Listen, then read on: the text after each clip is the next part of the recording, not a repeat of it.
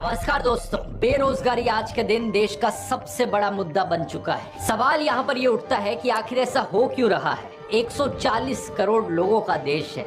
इतने विदेशी कंपनियां यहाँ आकर लाखों करोड़ों का प्रॉफिट कमा जाती हैं, जिनमें से कुछ कंपनीज ऐसी हैं जो सिर्फ चीनी और सोडा वाला रंगीन पानी बेचती हैं। पेप्सिको को देखो, उसकी लेटेस्ट आरओसी फाइलिंग के हिसाब से इंडिया में उसका ईयरली रेवेन्यू 8,000 करोड़ है।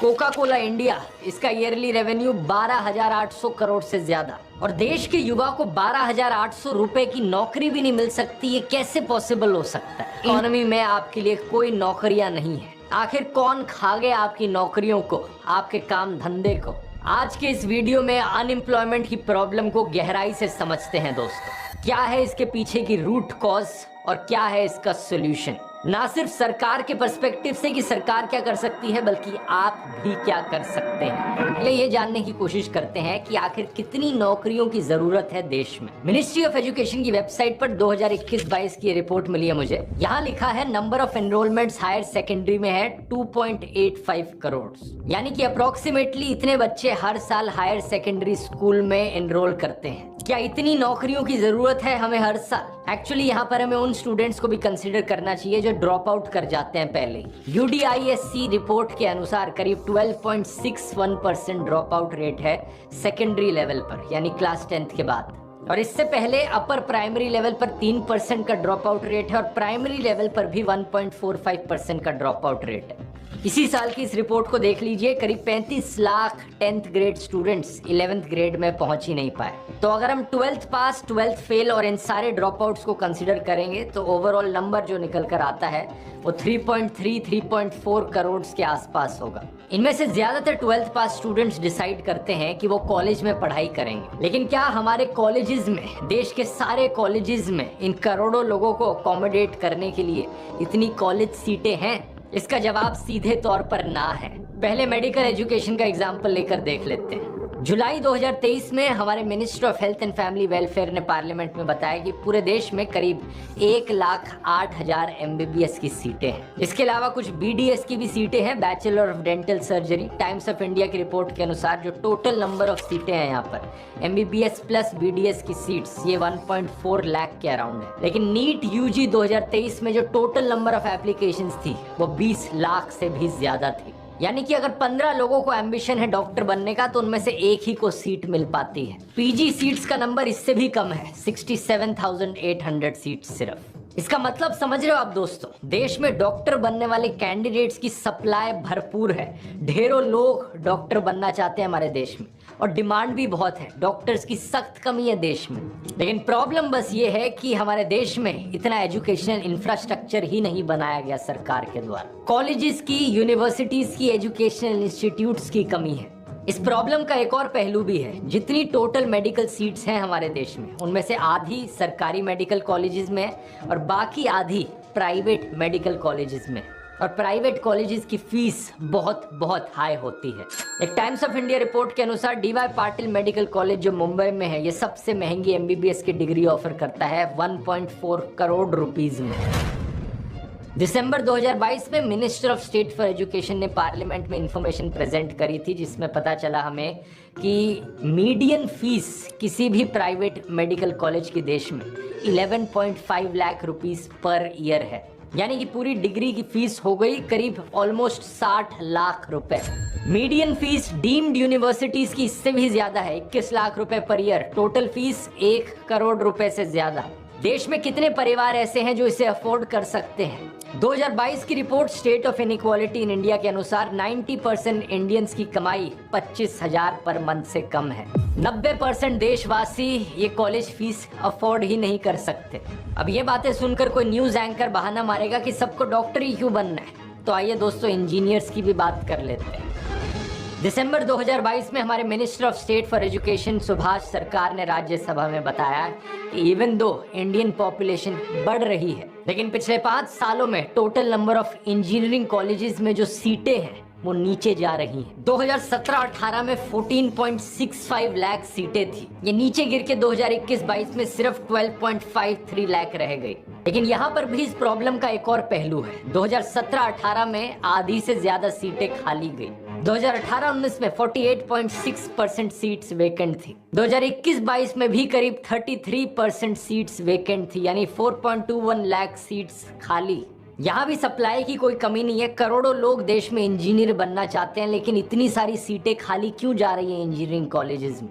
इसके पीछे 4 मेन कारण है। पहला है हाई फीस। पिछले कुछ सालों में IITs जैसे कॉलेजेस की भी फीस बढ़ गई है। 2016 के इस न्यूज आर्टिकल को देखिए, IITs में फीस हाइक ऑलमोस्ट डबल से ज्यादा हुआ। 90,000 रुपीज से 2 लाख कर दी फीस। 4 साल की बीटेक डिग्री के लिए 8 लाख रुपए अब ज्यादा पे करने पड़ेंगे। प्राइवेट इंजीनियरिंग कॉलेजेस की बात करी जाए तो ये फीस 20 लाख रुपए तक पहुंच जाती है। दूसरा, फीस चाहे आप कितनी भी ज्यादा पे करो, क्वालिटी ऑफ एजुकेशन ज्यादातर केसेस में बहुत लो है। ज्यादातर प्राइवेट इंजीनियरिंग कॉलेजेस में सब स्टैंडर्ड फैकल्टी है, जिन्हें या तो बहुत कम पे किया जाता है या फिर जो क्वालिफाइड ही नहीं होते। जून 2023 की मिनिस्ट्री ऑफ एजुकेशन के इस डेटा को देखिए, सिर्फ 44.51% फैकल्टी इंजीनियरिंग कॉलेजेस में देश में इनके पास PhD है। सिर्फ 55.49% के पास एक मास्टर्स डिग्री है। ये अलाउ भी कैसे किया जा रहा है? तीसरा, ज्यादातर इंजीनियरिंग कॉलेजेस में फैकल्टी की भी शॉर्टेज है। दिसंबर 2022 की इस रिपोर्ट को देखिए। हमारे एजुकेशन मिनिस्टर ने लोकसभा को बताया कि करीब 4,500 फैकल्टी पोस्ट हमारे प्रेस्टिजियस IITs में वेकेंट पड़ी हैं। एकेडमिक ईयर 2021-22 में ओवरऑल 40.3% टीचिंग पोजीशंस वेकेंट थी। अगर IITs की यह हालत है तो बाकी इंजीनियरिंग कॉलेजेस की क्या हालत होगी देश में? चौथा, ज्यादातर कॉलेजेस के पास प्रॉपर इंफ्रास्ट्रक्चर भी नहीं है। 2019 में AICTE ने डिसाइड किया कि देश भर के सरकारी इंजीनियरिंग कॉलेजेस में 40,000 सीट्स रिड्यूस कर दी जाएंगी। क्यों? क्योंकि इनके पास ना प्रॉपर फैकल्टी थी, ना प्रॉपर इंफ्रास्ट्रक्चर था। 2022 में अन्ना यूनिवर्सिटी ने एक फिजिकल इंस्पेक्शन किया और पाया कि तमिलनाडु में 50% से ज्यादा इंजीनियरिंग कॉलेजेस में एडिक्वेट इंफ्रास्ट्रक्चर ही नहीं है। पिछले साल 37 इंजीनियरिंग कॉलेजेस तमिलनाडु में ऐसे थे जिनमें एक स्टूडेंट तक नहीं एडमिट किया गया। जब देश भर के इंजीनियरिंग कॉलेजेस की इतनी बुरी हालत है तो कोई हैरानी की बात नहीं कि ज्यादातर इंजीनियरिंग ग्रेजुएट्स देश में एम्प्लॉयबल ही नहीं होते। 2019 में एक employability assessment company aspiring minds ने एक रिपोर्ट निकाली जिसमें बताया कि 60% इंजीनियरिंग ग्रेजुएट्स देश में इंटर्नशिप ही नहीं करते, और इससे भी कम लोग, सिर्फ 3% इंजीनियर्स के पास न्यू एज टेक्नोलॉजिकल स्किल्स हैं, artificial intelligence, machine learning, data science और मोबाइल डेवलपमेंट की फील्ड में। इस सब का नतीजा 80% से ज्यादा इंडियन इंजीनियर्स एम्प्लॉयबल ही नहीं है। और ये इसलिए नहीं क्योंकि वो आलसी हैं या पढ़ाई में अच्छे नहीं हैं, बल्कि इसलिए क्योंकि देश में इंजीनियरिंग कॉलेजेस की कमी है और देश के इंजीनियरिंग कॉलेजेस में कॉम्पिटेंट फैकल्टी और ढंग के इंफ्रास्ट्रक्चर की कमी है। अब कुछ लोग कहेंगे कि इंजीनियरिंग के पीछे ही क्यों पड़े हो, कुछ और कर लो, कोई ITI ज्वाइन कर लो। ITI यानी इंडस्ट्रियल ट्रेनिंग इंस्टीट्यूट, जहां पर आप कोई स्किल सीख सकते हो। बढ़िया ऑप्शन है, लेकिन यहाँ पर कितनी सीट्स अवेलेबल है? हमारे minister of state for skill development and entrepreneurship Rajeev Chandrasekhar ने लोकसभा को बताया दिसंबर 2022 में कि 15,000 के अराउंड ITIs है। टोटल सीटिंग कैपेसिटी 25 लाख के अराउंड है। मेडिकल के 1.5 लाख, इंजीनियरिंग के 12.5 लाख और ITI के 25 लाख, इन सारी सीटों को भी एडअप कर दो तो 50 लाख भी नहीं होता है। लेकिन जैसा मैंने वीडियो में पहले बताया कि टोटल जो स्टूडेंट्स निकल कर आ रहे हैं देश में, उनका नंबर 3 करोड़ से भी ज्यादा है। बाकी करोड़ों स्टूडेंट्स कहां जाकर क्या पढ़ाई करेंगे? इस ITI की बात करी जाए तो इन 25 लाख सीटों में से भी इंजीनियरिंग की तरह यहाँ पर 50% के अराउंड सीटें खाली पड़ी हैं, और इनसे ग्रेजुएट करने के बाद इंजीनियरिंग कॉलेजेस की तरह कोई जॉब की गारंटी नहीं है। ज्यादातर लोग ग्रेजुएट्स जो हैं वो एम्प्लॉयबल नहीं है।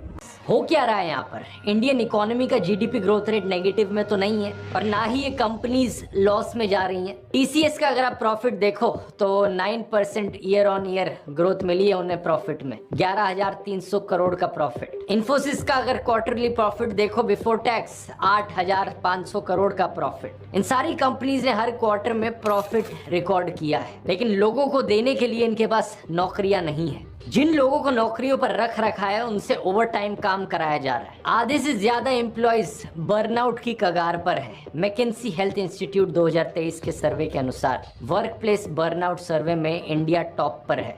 62% Indian employees work place exhaustion report करते हैं।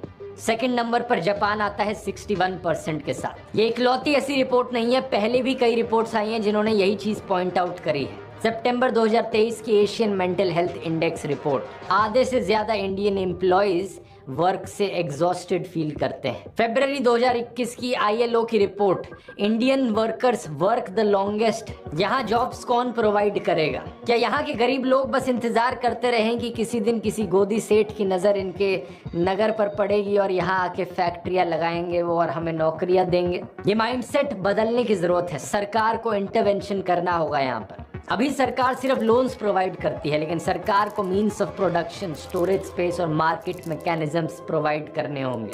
देश में पकोड़े बेचने वालों की अपनी जगह है, इंजीनियर्स की अपनी जगह है, लेकिन जब प्रधानमंत्री पकोड़े बेचने को कहते हैं तो सरकार ने उस चीज को प्रमोट करने के लिए किया क्या है? गैस सिलेंडर और तेल का प्राइस तो ऊपर चला गया है और एम्प्लॉयमेंट के नाम पर सरकार ने कॉर्पोरेट टैक्स कम कर दिया है 30% से 22% पर 2019 में। इसकी वजह से देश को सिर्फ एक साल में 1 लाख करोड़ रुपए से ज्यादा का नुकसान हुआ है। सरकार को ये अरबपतियों के चंदा धंधा मॉडल से फुर्सत मिले तो कभी छोटे बिजनेसेस पर भी नजर डाल ले।